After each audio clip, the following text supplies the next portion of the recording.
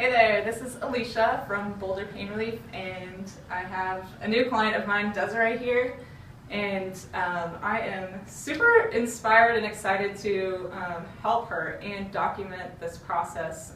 She's having some hip pain.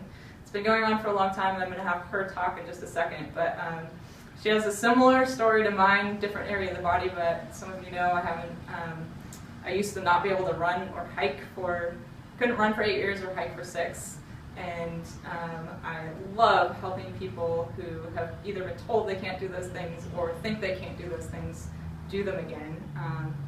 So Deserae, maybe just tell a little bit about your diagnosis and the hip story. Yeah, thank you for, I guess, having me.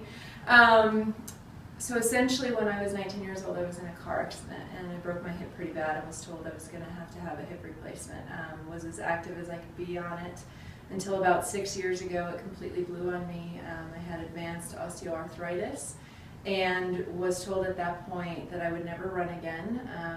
Was extremely depressed for quite some time.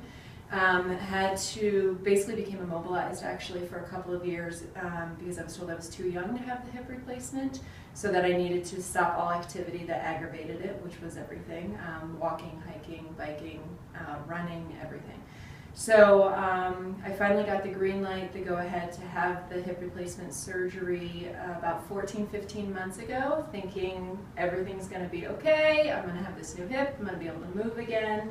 I had the replacement and now have inherited bursitis, inflammation of the joint around the hip from the surgery, and I am just as bad off, unfortunately, now as I was before the surgery. So still can't walk for practically more than 10 minutes, can't bike, can't hike, still can't do any of the activities that I love doing, and I'm 36 and I'm missing out on a huge part of my life. I've worked with numerous different practitioners, and I'm here to see what we can do. Yeah, so I'm really excited to document this process. We had a really good first session on Friday, and we're planning on doing 10 sessions, and we're going to document the whole process. Neither of us really know exactly what's going to happen through this process, but yeah, fingers crossed. I'm really hopeful and confident that I can get her hiking again, maybe even trail running again, and we might even go out and film some of that if that happens. So we're going to let you in on how that goes over the next maybe 10 to 12 weeks or so, and we're going to do a session right now and catch a little bit of that for you. So